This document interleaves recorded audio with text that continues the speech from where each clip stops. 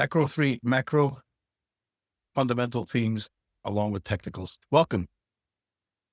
We're going to be touching upon a couple of things. We're going to be touching upon the three markets. It's going to be more high level. It's not really designed to start giving you a full macro thesis and a full macro backdrop and everything.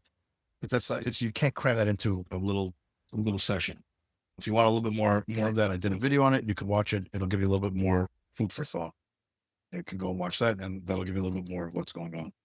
But before we get into like the technical aspect of it, let's just understand a few things that are happening.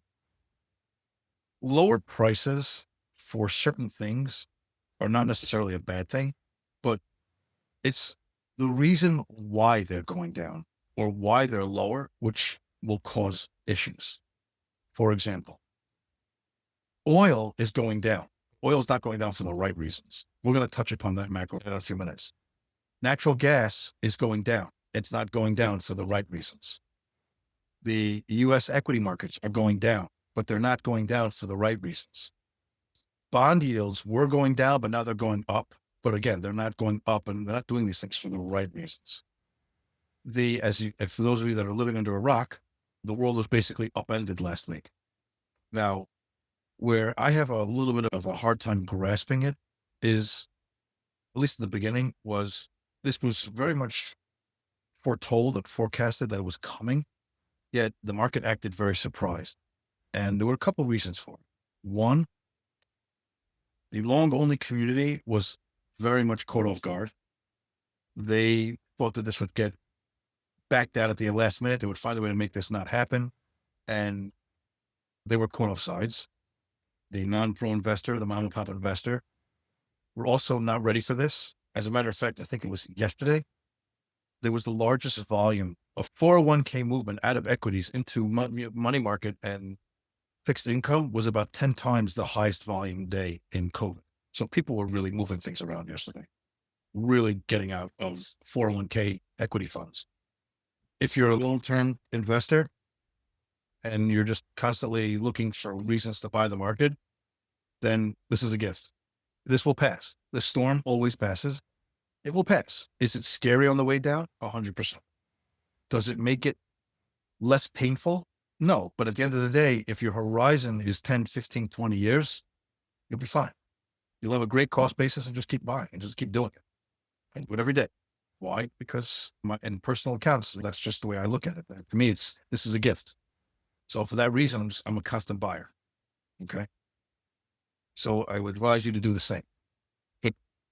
Do it in places that you can afford to do it. If you can't afford to do it and you need this money in 6 months to a year, 5 years from now, or whatever, then don't do it, because this could be new highs on the year are not happening. That's for sure not happening. Okay. So you got to be realistic as to where we could go, where things are, and we'll get from there. Okay. So let's start with equities first, and then we'll move on to oil, natural gas. I want to just keep it light and fluffy with a couple of examples to just give you ideas on how you could put things together. Okay. So let's rock and roll. Okay. So we're going to start with the S&P. Let's go here. Go to a weekly because dailies are just going to be too sloppy. And let's make it a little bit wider. Let's go to a 20-year. Okay. So you could see over the course of 20 years what the direction is. It's pretty obvious. You get moves down, right? And then eventually we continue moving. Okay. Just so you should know, from a historical basis, we're right on time for this. What do I mean by that? The market every 2.5 to 3 years has about a 10% correction. And about every 5 years or so has about a 25 to 35% bear market style pullback. And this is all of the highs. We're on tap for that right now. The last time we had this was COVID, and that was in 2020. So we're now 5 years later. We're getting a 20 to 35% pullback, retracement, whatever. So from a historical timing perspective, we're right on time. I know it sounds, again, listen, I'm not gonna be a jerk and say I don't understand. I understand it's scary, but from the aspect of time, we're right there. So it's all good in that regard. Okay. So the storm always passes. Okay. So don't worry about that. So let's ask ourselves technically where we could go first and then try to figure out what the backdrop is. Okay. My original gut was that the market's probably going to get to about 4,500, 4,550 ish, right around over here, right around here, this area. My calculation was based off of Friday. I basically said I took Friday's settlement and I added another 10% on that.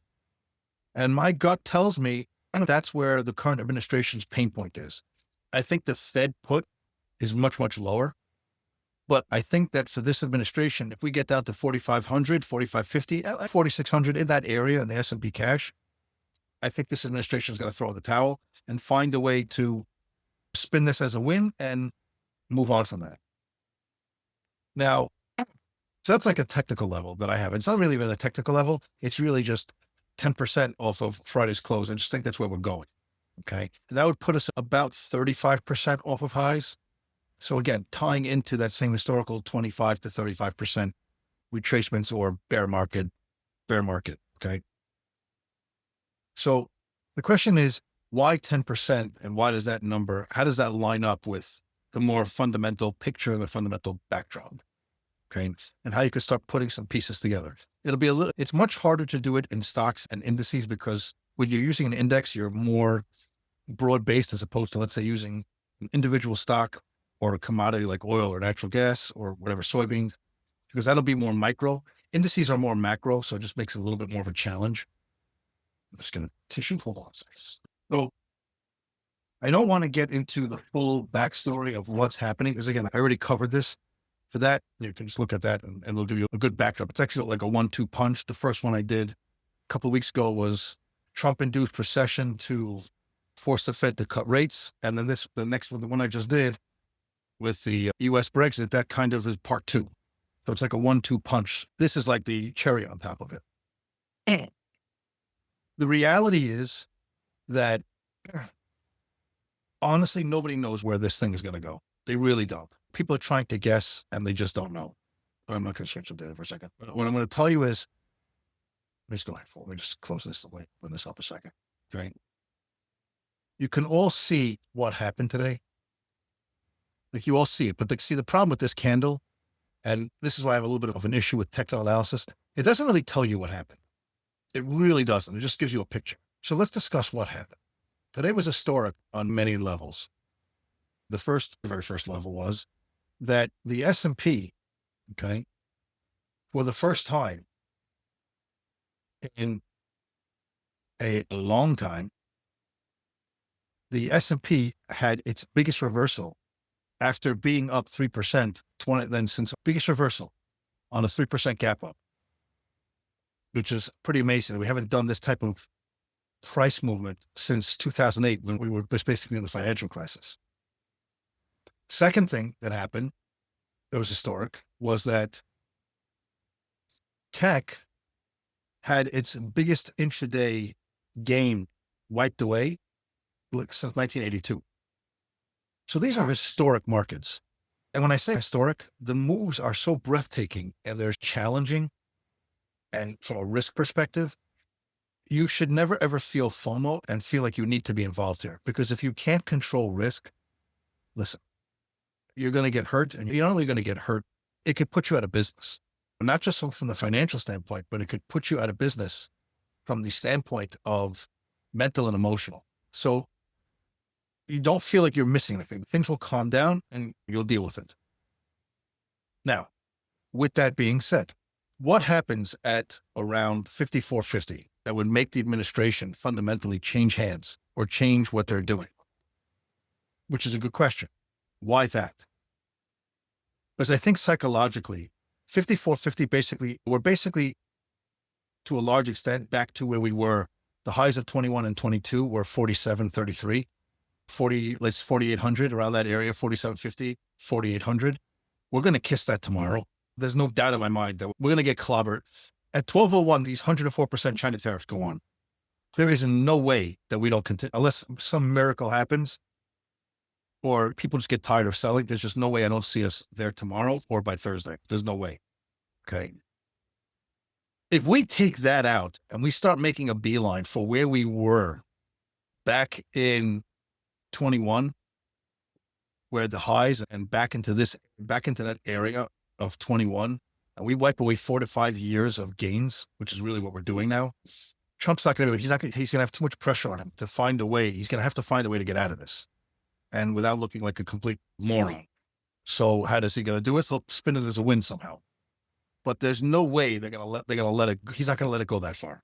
That would be 35%. The markets get clobbered in that regard. You're talking about companies having real issues funding themselves and capital markets freezing up, and the damage would be so severe. So fundamentally, we start moving down like this, and electronic markets, things go very rapidly. That's his pain point. Okay. So I think at this point, they're having a really good problem. I think they're definitely having a problem with midterms at this point. Apple's not even remotely thinking of coming here. They're going to go to India. They've said they're not interested. They're going to look to go into India. So this is backfiring. I don't know who these hundreds of countries are that want to make a deal, because I can tell you right now, there was an announcement earlier. Goes into the fundamentals that Audi basically is leaving all their cars at the port. They're not shipping into the US. If the cars are sitting at the port, they're not dealerships. Then that way and I think stuff is sitting on boats. I don't think they're bringing it in. I think they're just going to sit there. They're not bringing any cars in, and anything that's here already that hasn't gotten to a dealership yet is not going there. So I don't know who all these countries are. I know that Mexico and Canada are fighting a little bit. They're pushing back. Obviously, the EU is collectively fighting back. China's definitely fighting back. So I don't see who this is. I'm having a very hard time understanding it. And hearing all these billions of dollars that are coming into the US, but at what cost? At the cost of the US consumer. And so the whole thing is backwards. Honestly, it just doesn't make any sense to me. So I hope this works. That's all I can tell you, because if it doesn't, his presidency is over. And he's on the brink of losing the economy. Really on the brink. Okay. Enough of that. So that gives you a little bit more of an overall idea of what's going on. Okay. But let's get more into fundamentals and technicals. Okay. And then we'll come back to indices afterwards. Is that all right with everybody? Good. Since I'm driving, I'm the one who decides. So not too bad. Okay. Well, let me switch screens. Does everybody see the screen over here with this red line going straight down? Everybody see this? Just type into the chat if you see it. I have to make sure I'm on the right screen. Okay. Okay, good. I want you to just focus on this red line a minute. Okay. This red line is not something that you could chart. Okay. Meaning it's not like it's an asset or anything like this. What this refers to is what's called the forward curve. So when you're looking at, let's say, oil or any commodity for that matter, there's always, because it's a future, the front month is the month that you're trading. And then there's something called the back months. So right now we're trading, what month are we trading in crude right? Anyone want to take a guess? So you might not know the months yet. That's fine. We're trading May right now. Okay. May is considered the front month, and crude or energy in general rolls over every month. So obviously the back months would be, if we're trading May, would be June, July, August, September, October, et cetera, et cetera, et cetera. Okay. What the forward curve here is telling you is, what are the back months doing? The back months are basically saying that crude is going down, and it's going down a lot. The market believes that oil is going to be lower. That's what this is telling you. Okay. So why is this important, and how does this play into a macro theme? That's the question you should be asking, which would be a good question.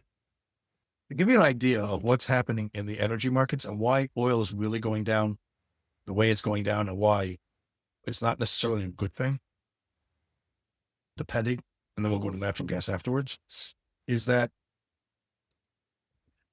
right now, the oil markets are being driven by the notion that, or the promise from OPEC, or the deliverance of OPEC, that they're going to be flooding the market with oil, like really flooding the market with oil. So you have this macro theme that there's more supply coming to the market. Even before this was coming, the oil markets were already pricing in that the country was going to be slowing down, and that the global economy was going to be slowing down. So, which is the year that we're in now, the market was already pricing in that we were going to have lower prices. It was already starting to show itself. The front month wasn't really moving that much because that's really where the speculators are. It's really the back months where all the real trading happens. So the market was grappling with slowing demand, global slowdown on the growth side. If the world's engine is starting to slow down, what's going to happen to the price of oil? It's going to have no place to go but down. So when you're looking at oil, you're thinking the macro theme of OPEC is going to be adding more supply. The demand is slowing down because the recession is on the horizon. Even before this whole thing happened, that there was a slowdown happening. It was very clear in the data. Oil has no place really else to go but down. Right? We were being held up by technicals because really weren't doing much. We were like in a big consolidation. If you look here and we go, just to give you a little bit of a bigger idea, you look over here for a second, you can see it was like really a big consolidation. We were just stuck in this kind of zone over here. Like a box. You can see on top. See how we were stuck in this? I know it's a wide zone, but you see we were basically stuck in this like zone over here. Do you see that? Just type a yes if you can. So technically that's what oil was doing, was basically just hanging out in this zone and bouncing back and forth. Okay. Now we've broken out of it, but we've broken out of it not for the right reasons. It's not because all of a sudden we have all the supply coming and everything is going great and etc. When prices are going down, specifically in commodities, it means that the demand is slowing. That's the only reason why price goes down. In general, equities, indices have a natural drift factor. There's a natural buyer in those things in general. I know you're going to say we went down today and we got killed. I understand that. But in general, there's a natural buyer. People want to own stocks. They want to buy stocks. Commodities are on the flip side. It's by nature, there's a natural seller because they're being consumed. They're not sold as investments. They're sold for people to consume it. You use a barrel of oil to make products, gasoline, heating oil, et cetera, and you're consuming. So because of that reason, there's always a natural seller in commodity markets. Okay. So does that mean that by nature they go down? No, not at all. It just means that there's a natural seller there, as opposed to equity markets where there's a natural buyer. That's all it means. But the macro picture is telling you demand is slowing. The data is showing that the global economy is slowing, whether it be China or Europe or anybody else, or the US for that matter. We're slowing down. So if the world's engine is starting to slow, what do you think is going to happen to the price of oil? It's going to go down. Here's the challenge though. I understand that at the pump, it's a great thing. The price is going down. But when oil starts to get to prices where it's too low, then it starts hurting people, hurts companies, because then it becomes unprofitable for them to run their businesses, whether it be drilling, exploration, whatever it is, or even projects. A lot of projects that people do in the energy sector are predicated on a barrel of oil. When they're borrowing money against, to a large extent, the price of oil. So a lot of projects are tied to that. If oil drops below certain thresholds, those projects become unprofitable to continue, which means layoffs, right? Because if you can't afford a project, it's not going to continue. So what are you going to have all these people on payroll for? So when you're looking at, let's say, oil or any commodity for that matter, but specifically energy, which does have a situation where it's constantly rolling, the back months become very important because you want to know what's happening. So let me just show you for a quick second what that means. I'm going to be jumping from screen to screen just to show you examples. Get this out of the way. Hold on. Okay. Everybody see this spreadsheet over here? Just type a yes if you can see it. This one that's going up and down. Okay. Good, perfect. These are 12 months out in crude, gasoline, heating oil, and natural gas. That's what they are. That's what they represent. Okay. So this is June, July, August, September, October, et cetera, et cetera, et cetera. If you'll notice, we're going to start at oil for a second. Prices are going down. So next month, $57, the following month, $56, the following month, 56, 56, 56, 56. But my point is that the market, let me see if I can get it. What's it called? Hold on. What the market in essence is saying over here with in these back months is the market is saying that, excuse me, crude is going down. That's what the market's telling you with these back months. Because the current price is 57.53. then 57.14, 56.80, 56.54, 41, 31. See that? So the price, the expected price in future months is going down. It's not till more than a year from now where price is back to 57, but it's still down from where we are currently. So the expectation is in the market that demand destruction is going to continue, which means that price is going to ultimately continue to go lower. Everybody understand this so far? Okay, any questions on this so far? So now I'm giving you a little bit of a history of how you look at the back months versus the forward curve, which I showed you a few minutes ago. And you start to get more of a macro picture of what's going on. Okay. So the question you have to ask yourself is, where should you go to look for this information? So there's a lot of free resources out there, but you have to remember, you have to be in the know in terms of keeping up with this, because a lot of the stuff that you read in a newspaper or in a website or a tweet, whatever, depending on where it's coming from, a lot of that's already in the market. So what's interesting is that the market knew that OPEC was going to be moving the cuts off. They knew it was coming, right? But they ignored it. Now that the market knows that all this is happening, they're waking up to, oh, we got to do something. You understand? Like the market was a little bit asleep at the wheel on this. Okay. So for the past 4 months now, I've been pretty consistent that I thought oil would have a 5 in front of it, but I was specific in saying that it's going to have a 5. I just don't know how it gets there. I didn't think we were going to go back to 80s. And once we couldn't get above 75, I basically knew it was over and we were going to get down to 5. I can tell you right now, this would be a worst case scenario. And this is what makes me a little bit nervous because of the way oil's trading. If this doesn't get resolved soon, my gut is telling me oil potentially could have a 4 in front of it. Meaning we could drop another $7 from here, $8 from here. I think the Saudis or OPEC in general are getting annoyed that the US or this administration keeps making it appear as if they control the price of oil. And I think they're going to want to teach the administration a lesson. I think they're going to do it by flooding the market with oil and just showing them who's boss. Because if oil starts to get into the 4s, then it's going to cause a lot of problems and a lot of damage to US companies, US shale companies, not the integrated, not the Exxons, not the Chevrons, but the smaller players, as Exxon and Chevron, are going to they can weather it. They're big, but the smaller guys are going to get hurt really badly. Is there potential for that to happen? Yeah, there is. And the supply keeps coming and it really keeps coming. And we're going to know more at this point in time. To a certain extent, certain data sets are meaningless now. So meaning tomorrow we're going to have at 10:30, we're going to have the EIA numbers that come out for oil and for gasoline and products, etc. They're going to be meaningless tomorrow because the market's purely trading right now on tariffs, on everything is tariff. So because of that reason, to a large extent, a lot of those numbers are going to be ignored. If the numbers are hellacious, then we can have a repeat of Monday and we could be down 6, 7, 8%. If the numbers are hellacious. So that would be coupling with a supply increase in the US along with OPEC flooding the market. You're getting that macro picture of supply. And if your technicals light up, which they do now on the way down, it's a home run trade. Why? Because you're lining up you're matching your fundamentals with your technicals, straight line up. It's a crusher. Okay. Everybody understand that? Everybody cool with that so far?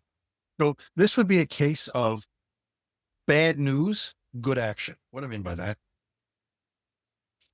The bad news is, or whatever, or I guess good news, good action. What do I mean by that? Let me go good news, good action. Okay. What's the correction? Alex, type in what's the correction. Wow, we said. Alex, type in the correction. I'm not sure what he's saying. Oh, I knew exactly what I was talking about. I'm correcting myself on this.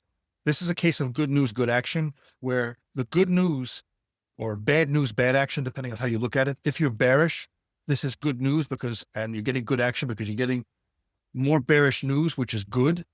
And you're getting the price action to the downside was good. So you're getting good news on the bearish side with good price action to back up that quote unquote good news on the bearish side. If, for example, let's say natural gas for a minute.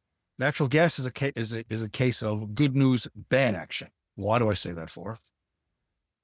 There's a lot of news coming out for that is very bullish for natural gas, whether it be LNG contracts being written, whether it be new countries coming in to buy more natural gas, whether it's Japan, South Korea, who buy a lot, but they've committed to buying more. Some of the EU nations, which are looking to buy and sign contracts, natural gas should be going up on this. The problem is natural gas is going in the exact opposite direction. The exact opposite. So this is a case of good news, bad action. Okay. So when you see a divergence like that, where the macro is very good, because again, LNG exports is very good news for natural gas. It should be going up. When you see the market going in the exact opposite direction, that's very powerful, because that tells you take a pause on your thought, that you have this macro theme, you have this macro idea where XYZ things should be happening, yet the market is behaving bearishly. Again, it's another way to match up technicals and macro, and it's a home run. Because if you can line up the fundamental themes with the technicals, and if it works in a straight line, fantastic, like it is in oil. If it works in the exact opposite, like it is right now in natural gas, guess what? That could also be a home run, because everybody's thinking up, but yet the market's going in the exact opposite direction. What do you think is going to happen to all those people that are thinking up? They're going to be forced to sell, right? So there's ways to play both sides by understanding the macro environment and lining it up with your technicals. Okay. Is this making sense so far? Is this clear so far? Okay, good. So let's use an example that everybody always looks at. They always question this. Let's pick a stock. Let's say, I don't know, NVIDIA. Okay. NVIDIA is expected to hit a home run on earnings tonight. And not only does NVIDIA hit a home run, but NVIDIA hits a grand slam, unbelievable, crazy hit. And it just knocks the cover off the ball. And they're expected to earn $2 a share. And instead they earn $10 a share. I'm just making up a number. Okay. Yet the stock goes careening down. Instead of being up 25%, it's down 15%. There was always, why did that happen? Because a lot of times you have to look not just at the earnings, but you have to look at what was the stock doing going into earnings? Is it up 15% on the month? Is it already priced in? And they're just basically, once they get the confirmation, everything is great, they just sell and take some profits. That's possible. Very possible. That's what happens a lot. Or you get a situation where earnings were terrible, yet the stock goes up and it goes up huge. You're like, what's going on over here? Contextually, what was going on before that? Was the stock going down and now you're getting bad news, good action, or good news, bad action? It's those type of situations that you have to put everything, you always have to put everything into context. Okay. It can't just look at things in a vacuum and in a box and just say, I have a narrative. This is my thesis and this should happen and that should happen. If it doesn't happen, the market's wrong and blah, blah, blah, blah, blah. Because that's how you get blown out when you start fighting. Trade the market in front of you, not the market you want. When you're putting pieces together, you want to put them together in a way that you can have scenarios so that when the market doesn't act in the way that you were anticipating, you can still say to yourself, okay, this is good news, bad action, or bad news, good action, or good news, good action, bad news, bad. But you want to understand what's the flavor of what's going on. Okay. So where do you go to read this stuff to get feels of what's happening? Obviously, Twitter, X, whatever, is a good place to go. But you also have to keep in mind a lot of things. You have to understand them, but you also have to watch them with a grain of salt or read them with a grain of salt. So if you go to oilprice.com, if you go to Natural Gas Intelligence, or there's a couple of amazing podcasts out there. Commodity Research Group is very good. They're giving you information, and a lot of that information is lagging. Does it mean it's not useful? No, of course it's very useful, because the more you can put pieces together, even if you have lagging information, the better you're going to get, because you'll be able to understand what's happening and why. You may not have a trade all the time. And yes, there are situations, obviously, where not everything is going to be 100%. You're not going to have a situation where sometimes things just go down because they're just going down because people want to sell, or sometimes things go up just because people want to buy. So there's not always a reason for it. But when you look out at, let's say, oil, which let me just switch here a second. Okay. Let's put up oil. Okay. So let me just give it a sheet here. Hold on a second. Oil's high before we fell down was 72.28. And that was on Wednesday, right? That was Wednesday. Okay. Today, right now, we're trading 57 and a quarter, right? That's a big move. So most non-pros will go, okay, 72 minus 28. Wow, the market's down $15. That's amazing. That's what they'll do. How many of you have done that? Just type it in. Either yes or no. How many people just look at it that way? Anybody else? Just one person? He's the only one? No one else has looked at it that way before? None of you? There we go. It's more participation. Okay, good. Really, the way I would look at it is I would look at it this way. Oh, good. That's how much we're down since Wednesday in a week. That's pretty crazy, right? Anyone not think that that's crazy? So think about that. You have the biggest, the most important commodity in the world is down the equivalent of what the stock market is down. This would be technically, forget about bear markets. We'll get to that in a minute, but this is important. This is important. Okay.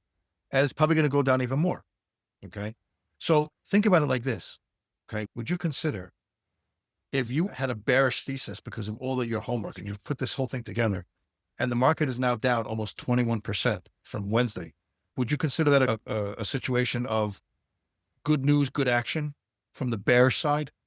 Not in general good news. What I'm saying is from the bearish. If you were bearish, then your thesis was all my reading, the curve, everything I see is down. Would you say that this lines up with that thesis? That's how you marry macro. That's how you marry fundamentals with technicals. Are you always going to get a 20%, almost a 21% move? No, I'm not going to lie to you and tell you that's going to happen. No, but what you're getting is exactly what you're getting is you're getting a pure sentiment of, or the, not even so much sentiment, but the macro backdrop is bearish. Price action is bearish. Home run. You understand? Home run. And you're ready to act on your technicals because you're thinking down. Okay. So far, so good. Good. Okay. With that being said, okay, can you use this as a way to, instead of going down, buy it? You could, if you had the case of natural gas. So natural gas, let me just show you something. Natural gas is doing the exact opposite. It really shouldn't have, but it's doing the exact opposite. So then you have to ask yourself, and that's a question I would ask, and that's what I do. I would say to myself, the market is really bullish. Really, the market should be going up. Why are we going down? If we're going down, something is wrong. And either I have to adjust my thesis or I have to go with it and understand that at some point it's going to turn and I'm going to need to get out of the way or get long. Okay. So either I'll adjust my size or maybe I don't even trade it. But most of the time I'll just adjust my size because who wants to get caught in a mess, right? Nobody wants to get caught in a mess. Messes are not fun. 1 second. By the way, let me just show you something. You'll actually enjoy this. It's actually freaky. Oil may break $57. Should we watch it together and see what happens? This is real time. Let's see if it happens. Anybody interested?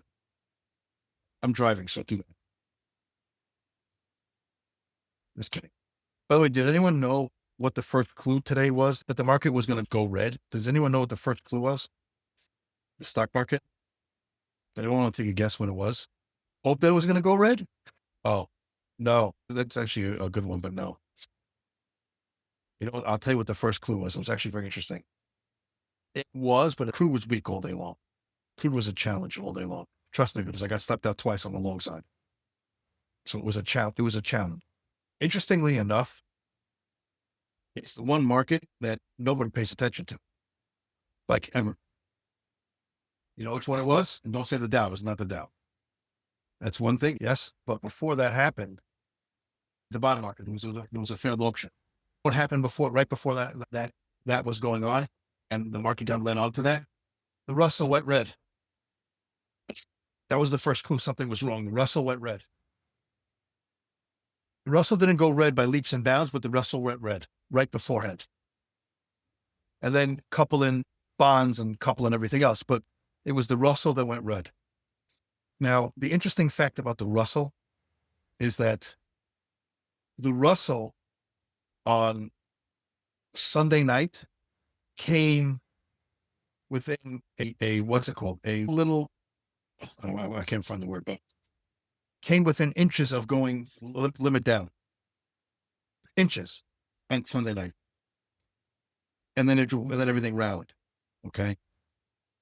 Now, is the bond market very important? Is the bond market leading equities? Yeah. Failed bond auctions and bad bond purchases is a problem because no one's going to buy our debt.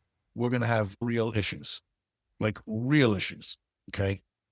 So yes, it's very important that bond markets don't collapse.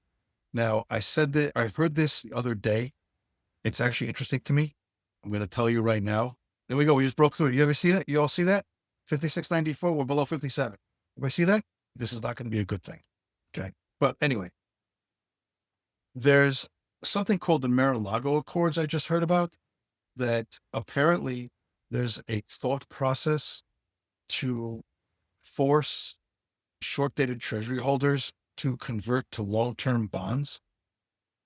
If that were to happen, it would wreck the entire bond market, and then the stock market is toast. Toast. Because there's nobody, we are really picking up some steam to the downside over there. See that? I'm going to tell you, these moves are breathtaking. These are historic because you don't really see moves like this. I don't focus on price because it doesn't make a difference to me. Price is price, whatever. But when you're seeing things down consistently, 3-4% every single day, that's not normal. You don't see that happening. And take note of it because it doesn't happen that often. And one of the things that you'll gain as you're doing this is that you'll gain experience. So when you gain experience, you know what happens? Later on, when you see this action or you see this type of movement happening, especially with the macro backdrop that we talked about a little bit earlier, then you know how to deal with it. Forget about technicals. You know how to think about it. You're not taken aback. You're not shocked. You're not this. You're not that. You can ask any of my guys or any of the group if I ever get rattled during the day, because there are times when we'll be working together and they hear it in my voice. They hear it in the way I'm typing. If anything ever really rattles me from the way things are moving, I mean, they will unequivocally tell you, because you can ask them, that it's very hard for that to happen. It's very infrequent that they'll ever hear me say, wow, or this and that. It doesn't affect me. I don't care. I've seen the movies. I've seen it all. It doesn't make a difference to me. Where I get shocked is more, not because I'm like amazing, but just because of experience. Where I get shocked is when I see things like this. Oil is about to be down 5%. When I see moves like this for a percentage based off of where we were, let's just see where we are right now. Now, if I go to the low of where we are, look at this. Look how much we're down since Wednesday, a week ago. By the way, a week ago at this time was when this thing was announced. Think about this. You see this? This is a wow. This kind of blows you away. It's very scary. It's very scary. So what does the astute trader do? The astute trader comes at it from a vantage point of the astute trader says to themselves, okay, we're going down. What would need to happen for this to have a bounce, a meaningful bounce that would actually make sense, right? Not just, it's down too much, so I got to buy it. How many of you have done that? It's down too much, I got to buy it, or it's up too much, I got to buy it, because you've determined that it's up too much or it's down too much. How many of you have done this? Don't be shy. Just say yes or no. You're good. I appreciate the honesty. Honesty is important. So you know why that doesn't work? Is because you're trying to assess your logic on something that you don't control. Okay. That's just not what you do. Okay. Your job is not to determine direction. I'm sorry. Maybe let me backtrack. Your job is not to determine why or how things are doing. Your job is to go with it. That's your job. You don't have enough funds or sway over the market to determine which way it's going to go. Your job is just to literally just go with it. Ride the coattails and go with it and don't fight it. That's your job. Okay. Just so you should know, just for yourself, just watch this number a second. At the low, I'm going from low to high because that 72.28 was the high. Look at this in a week. 1 week. low to high. That's where we are so far. From Wednesday to Wednesday, with 2 days in between. This is, he said, this is very scary. This is not a good thing. Okay. It may feel like it's a good thing and everybody jumps around and say, oh yeah, let me tell you something. Okay. I can guarantee you that very few people are actually trading this with real money, because if they were, they'd probably be not just oil, whether it be indices, which are going berserko. Most of them are probably curled up in the corner in a fetal position, sucking their thumb, crying because they don't know how to deal with this. But when you don't have to prove what you're doing, it's very easy to thump your chest and say, oh yeah, I did this and I nailed the top and nailed the bottom and blah, blah, blah, blah, blah. This thing is flying around. How many of you watched yesterday? Honest truth. How many of you watched yesterday when that news came out and the market went nuts? Anybody see it? Because I know some of you must have seen it. We all saw it together. Who saw that move happen in real time? No, a bunch of us were watching it. So I don't know. I got to hear a bunch of you say that. What's it called? Okay. There we go. Yeah, the spike. Exactly. That crazy spike that happened around 11-ish. The NASDAQ or tech moved almost 1,000 points or 1,000 handles in 30 minutes. You think that's a normal move? You think anyone caught that from top to bottom? No way. I'm sure there were a lot of people who said that they did not catch that. And it was so freaking fast that if you weren't quick to get profits out, you probably give it all back anyway. The point I'm trying to make is that in electronic markets that move at the speed of light to a certain extent, if you're not thinking ahead and thinking differently, you're going to get hurt badly. We were looking at oil. We missed the entry in oil. We missed it because it just moved so fast. And it went from our entry, it moved like $3. We couldn't get it. Then we tried to get in again at one point. We did. A few of us got in. And by the time we could say that we were in, we got stopped out almost instantaneously, which was fine because our risk was low, like really low. And then we tried it again and then it was fine. And then after that we got out and etc. And then whatever happened afterwards happened. And it was what it was. But the point was that we were aware of what was going on and why it was going on and what was happening and why it wasn't happening and et cetera, et cetera. Okay. Now, a lot of it is really not so much macro, but more rumor and tweets and things like that, which are going to move things. But oil at $57, based off of what I told you earlier, makes a lot of sense. More supply coming, global economy slowing down. The macro theme is telling you down, right? Would you agree with that? The fundamental are telling you down, more supply. Nobody wants to buy it. The price should go down, right? There should be more inventory sitting that no one wants to buy. Exactly. Okay. So that makes sense. Macro is matching up with your technicals. Guess what? Home run. Or for you hockey players, this is what's it called? A hat trick. Okay. Natural gas, the exact opposite. More LNG being bought, exports.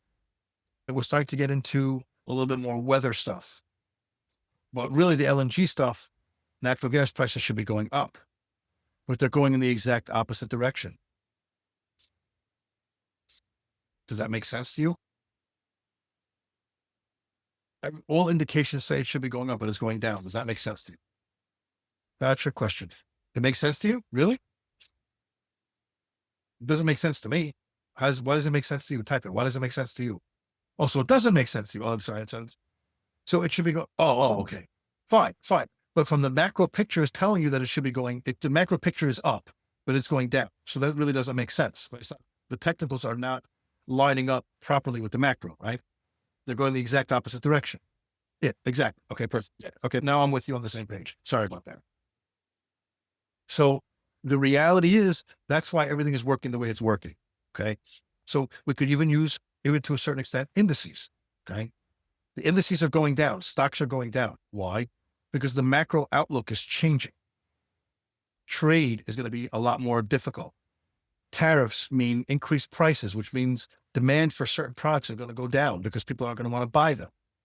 So companies being I don't want to use the word punished because it's not punished, but with company share prices being reevaluated and saying, okay, if you're not going to be making as much, if your profit margins are not going to be like what they were, you're not going to be making as much revenue, then really you shouldn't be rewarded with a high share price. Your share price should be lower to compensate for this new outlook.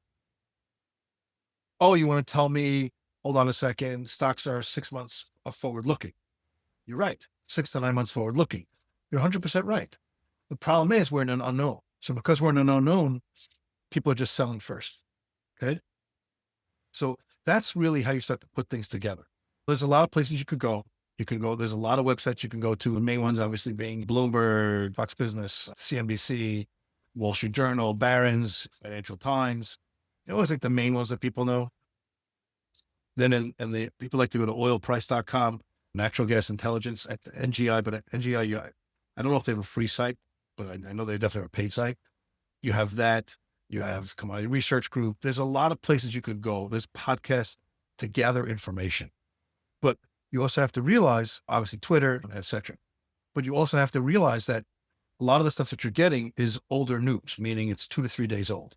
Does that mean it's bad and useless? No, but it allows you to get accustomed, understanding the environment of what you're in, what's the expectations are, what they aren't. The key to being successful is that, at least in commodities for sure, is that you want to think outside the box. Everybody's looking at the APIs and the EIAs. Everybody's looking at that information. That's not out of the box. OPEC is flooding the market with supply. We had another announcement today that the administration is, quote unquote, unlocking U.S. energy. What the hell that means, I don't even know yet. And apparently we're bringing back coal, which doesn't even make sense. But I don't even see how that's going to work. And that's a separate discussion. That's bearish for the market. That's not good news. That's good news for American energy, quote unquote, but it's not good news for the market. Increased supply. Another factor, by the way, that is bullish for natural gas, which I forgot to mention, which is another thing that's also a little bit perplexing besides the LNG story, is guess what? The AI industry needs a lot of power, and there's a lot of turbines that are getting ready to come online. What powers all that stuff? Natural gas. These are bullish factors, yet natural gas is going down. So you could make the argument, just the way that I would make the pieces, putting the piece together is, if global trade is changing and the macro in terms of who we do business with is changing, then maybe the CapEx spend in AI is being adjusted, and therefore maybe we don't need that power generation anymore.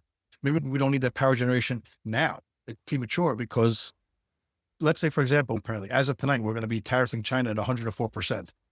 As of 12:01 tonight, I'm not really sure how that's going to work. Whatever. Then who says China doesn't retaliate and just turn off all these companies? Meaning Apple, you can't do business here. NVIDIA, you can't do business here. Bye, bye, bye, bye, bye. Then what happens to the AI trade? All these companies are dependent on certain geographical places for their growth and to get things done. If the second largest economy in the world gets shut down to them, and that's another reason why oil is going down also, because the second largest economy is being basically shut out in the US, where are prices going to go? No place. There's only one place they're going to go down. Anyone disagree with that? That was just like a little bit of a way to start putting a little bit of the pieces together from a macro perspective, where you're not trading because you're not fast enough and you're a human. Machines do this. But to understand when things happen, certain times oil's going down. For me, a bell goes off. It makes sense to me. Okay, I totally get it. Okay, I'm totally in line with why this is happening. Yes, I'm not in line with. Good news, bad action. Okay, fine. Then I summed up what the problem is, which brings me to my third and final point. This whole thing with tariffs. I ask all of you to be a little bit careful. I find that in situations like this, whether it be tariffs or when the banks were exploding in 23 or COVID, whatever, everybody all of a sudden becomes like an expert. During 23, when the banks were going down, all of a sudden everybody became a regional bank expert. When yields were exploding, everybody all of a sudden became a rate expert. And now I'm sure everybody and their mother is a tariff expert. I'm not sure where all these experts come from. It's like they just sprout when things are happening. They're just like massive experts. Nobody is an expert in it. Everyone who tells an expert is probably not an expert. So you got to also take what they're saying with a grain of salt. Do your own reading, do your own research. And then you speak with your peers, your friends, your colleagues, and you try and put together themes. Do you trade the theme? No. But let's say, for example, okay, my technicals lined up to be stepping on the gas, which happens to be it does. Okay. Now I have a macro theme to go with it to the downside. I can step on the gas a little bit more comfortably because I have more firepower going on. I have got my technicals and the fundamentals all working together. Guess what? Home run. So this was like a little bit of a way to start to put some of the pieces together, to logically put a story together so you could fit some pieces together so of the puzzle with your technicals and the macro. And if you can get the macro to line up, which it doesn't always, you can't look to always fit these puzzle pieces together because it doesn't always work like that, obviously. But when they do, like it is right now in US stock indices and US equities and in crude, for example, and not sure, and gasoline. Gasoline is trading at $1.92 a gallon right now. Okay, raw gasoline. If the world's engine is slowing down, does it make sense that gasoline should be under $2 a gallon? Serious question. Raw gasoline. Should raw gasoline be under $2 a gallon if the world's engine is slowing down? Should it be higher or should it be lower? The world's engine is slowing down. Gasoline prices are going down with it. You think that the world's engine is slowing down, then prices should be higher. Why? Now, I want him to answer. You're right. I want to think for a second. I think you might not have heard the question correctly. My question is this. If global demand is slowing, the world's economy is slowing down, and gasoline prices are going down along with the economy slowing, does it make sense that prices should be going down along with it?